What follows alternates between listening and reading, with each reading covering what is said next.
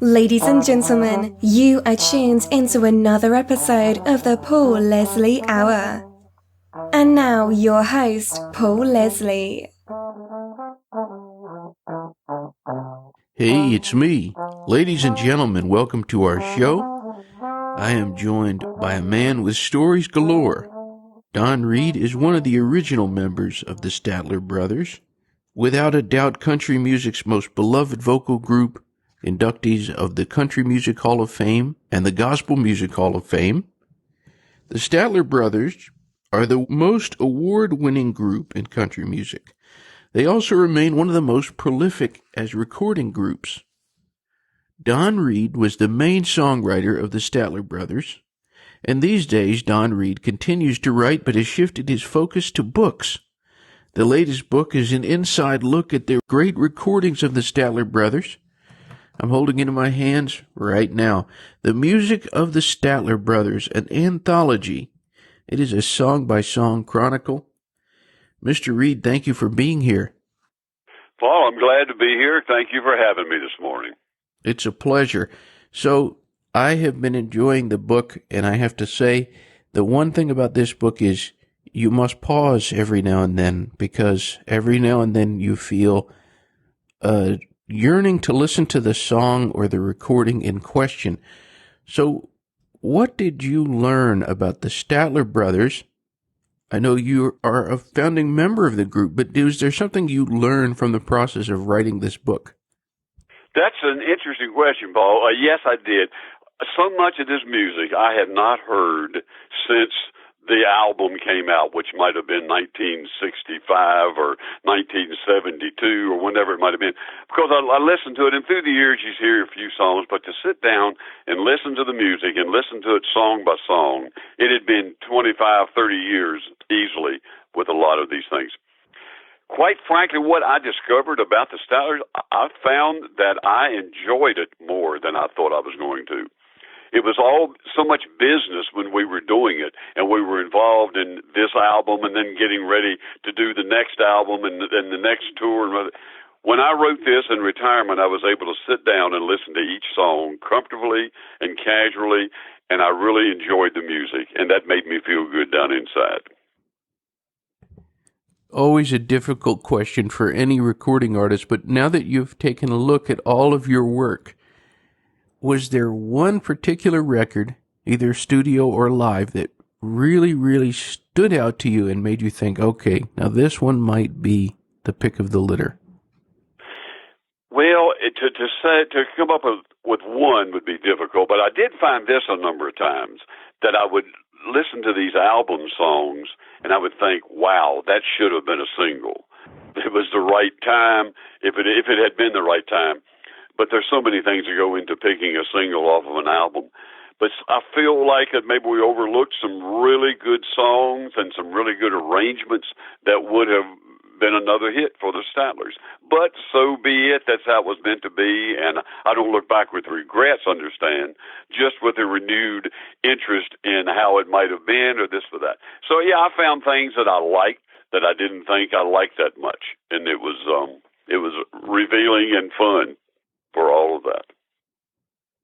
Having written so many songs, when you went to writing books, was that a difficult transition? Was it natural? How did that feel for you? Well, no, it was a little difficult. I had trained myself all of my professional life to tell a story within 3 minutes and make it rhyme. That's what a songwriter does. And then when we retired and I got to writing books, and this is like my 9th book, I think, and all of a sudden an editor said something to me that really was eye-opening. He said, you got 300 pages to tell your story now instead of 3 minutes.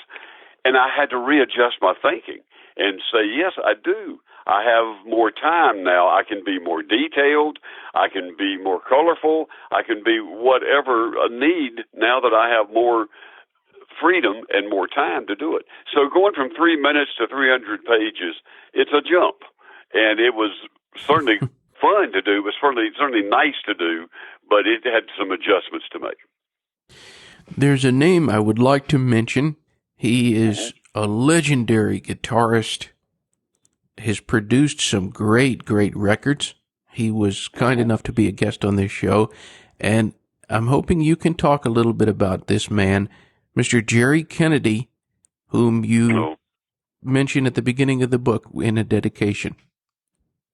Yes, I dedicated the book to Jerry. Jerry is one of the oldest friends we have in the music business, and he and I still talk to this day. We talk on the phone about once every couple of weeks, long. Sometimes we'll go a couple of hours and just talking and reminiscing. So he's a great friend. Jerry was the beginning of what the Statler Brothers were in the studios. We had, as anyone who reads the book will see, our first 5 years in the business were with a label that we were not comfortable with. And Jerry was over playing on some of the sessions as a guitarist, and we got to know him that way. And by the time our contract was up and we were looking for a new home, he was head of Mercury Records across the street. And we went over to him, and Jerry gave us the total freedom to record our own music, songs that we had written, record them the way we wanted to, and then he put the polish on it in the studio and as a producer. And without him, there would not have been a Statler Brothers, and we are just so thankful to him personally and professionally. I can't say enough of good things about this guy. He's super. I'm hoping you can tell us a little bit about what your takeaway was from your experience with meeting and working with the late, great Johnny Cash. Ooh. Now, John was our total beginnings. He hired us for 8.5 years on a handshake. We were there with him. He did all of his tours, all of his records, television shows, everything. And he saw something in us that we were certainly glad that he did.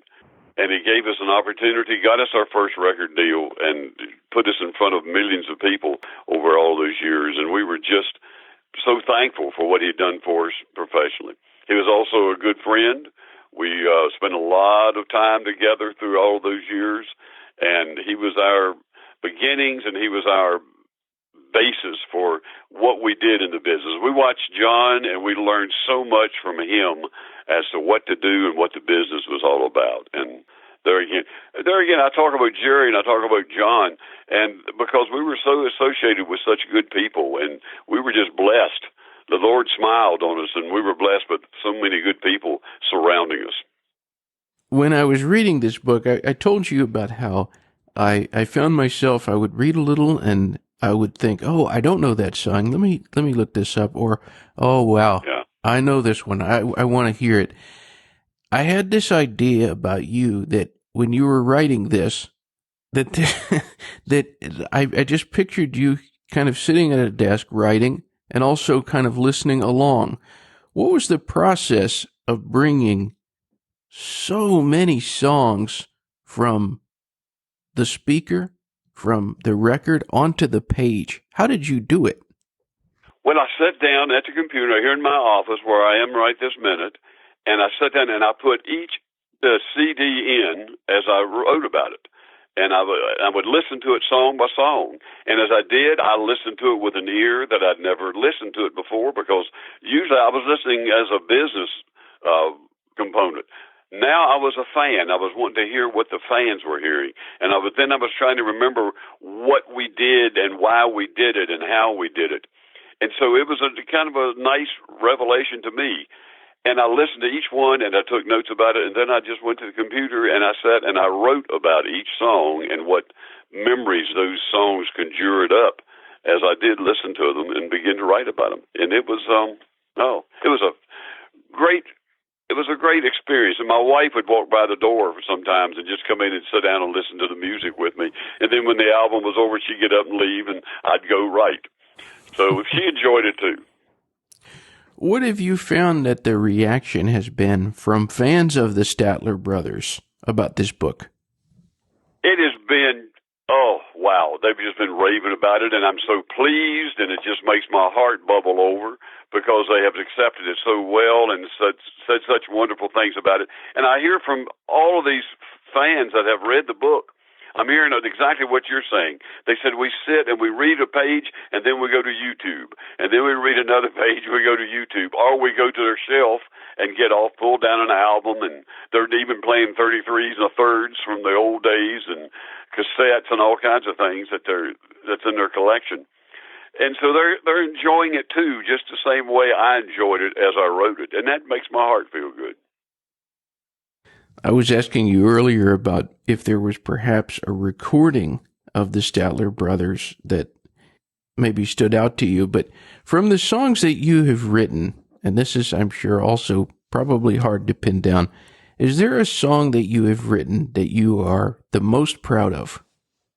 I'm so proud of so many of them were given to me, and the Lord allowed me to write them and gave me the ideas and the words.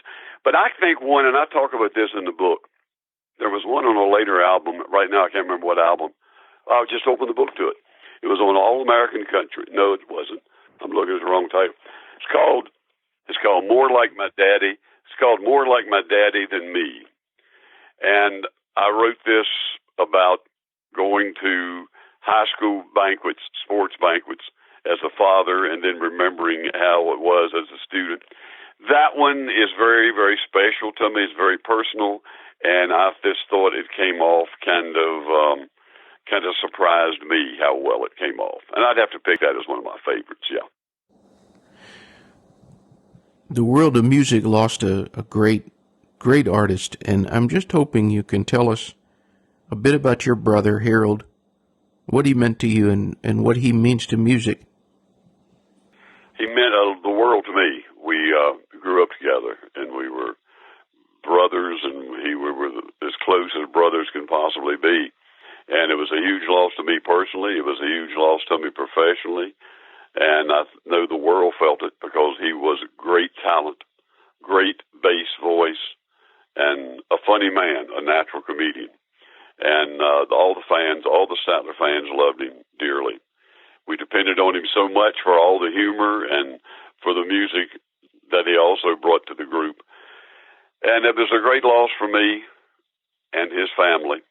And he was sick for the last few years, and we knew it was coming, but it doesn't make it any easier. And he is missed. He was missed then, and I can truthfully say I miss him a little bit more every day. And I love him as much as I ever did, and always will. And without him, the Statler Brothers would have been a whole different ball of wax, because he brought a humor and he brought a liveliness to the group that just other groups don't have. He was special and always will be. We are sorry for your loss. I was mentioning all of these honors. The Statler Brothers are one of the most awarded groups ever. They're in the Country Music Hall of Fame, the Gospel Music Hall of Fame. There have been Grammys. But what would you say you, Don Reid, what are you the most proud of? Of the awards? Of anything. Well, being able, I said one time, and I think I said it in the song, that we were afforded, our popularity and our career afforded us the opportunity to meet so many of our heroes. That's what made me happiest probably through the career. Say I'm proud of that. I don't know if that's the right word, but I'm happy. We got to meet people that we would never have met before. The heroes from our childhood, presidents, and just everything everybody that you wanted to meet, and we were there, all of our heroes. So that was important to me. But as far as if I wanted to single out an award, I'll be honest with you, the Country Music Hall of Fame kind of hit us the hardest. Our career was over. We'd retired. We had never thought about, are we going to be in the Hall of Fame? This had never really crossed our mind until we got the call that day and all that process had happened. And unbeknownst to us, they said, you're in the Hall of Fame and you have your ceremony in so many months. That was a shocker, and that was a capper to the whole career, and it probably means the most, the deepest. I want to call the attention of the listeners to donreid.net, DonReid.net. And speaking of the Country Music Hall of Fame, there's a great picture on the website. It shows you with all of your family at the Country Music Hall of Fame. You're all in there gathered together. And I just thought, wow, that must have felt great for you to be there with your family. Paul, I blogged about that when it happened. That was about 3 years ago. My grandchildren, they'd never been to Nashville. And so the family went down and the grandkids along.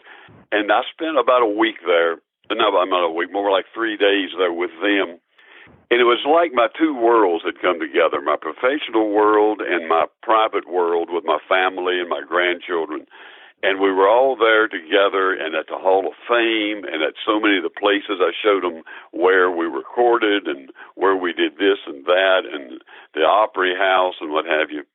And it was like my two worlds came together, and it was almost more than the heart could stand. It was such a personal and overwhelming moment in my life. It was a great day. There's a lot of great blogs on there, but one of the things I got is your interest and your desire to always be uplifting and inspirational in nature. And you want to talk about a time when we need inspiration. Yeah.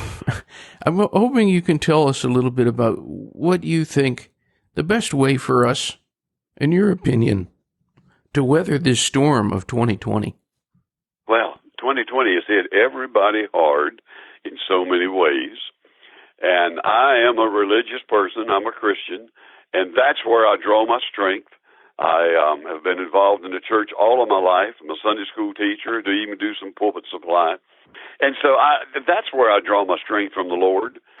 And where you need to go, because you don't see it around you in the world. The world has become such everything's divided. Everything is opinionated. Everybody's got a cause. Everybody's got a fight.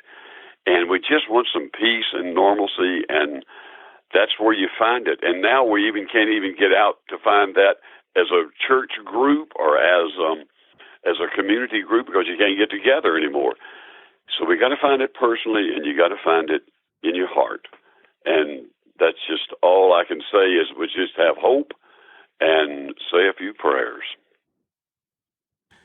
I know that there's a lot of people who are listening who are big fans of the Statler Brothers, and I'm just hoping that you can address the audience, anyone who's out there. What would you say to anyone who's tuned in? Today? Yeah. I would say what I just said about, finding it in your heart. But I would say be tolerant, be understanding, show some empathy, no matter where you are, what side you think you are on, whether it's political, whether it's religious, whether it's liberal or conservative, wherever you are. Just stop and think, where can we find a peaceful point here, a reasonable point here? You don't have to win every argument. You don't have to win every battle, but you have to survive, and we got to tolerate one another and love one another and get along. And that's what it, and then that sounds so shallow. Let's just get along. So shallow to say, but it's really, when you consider what it means, it's very deep in the heart. Well, Mr. Reid, thank you very much for writing such a great book about the Statler Brothers and their recorded discography. And thank you for joining us here on the Paul Leslie Hour. I've enjoyed it, Paul, and I appreciate it. We'll talk again. All right, sir. Until next time. All righty.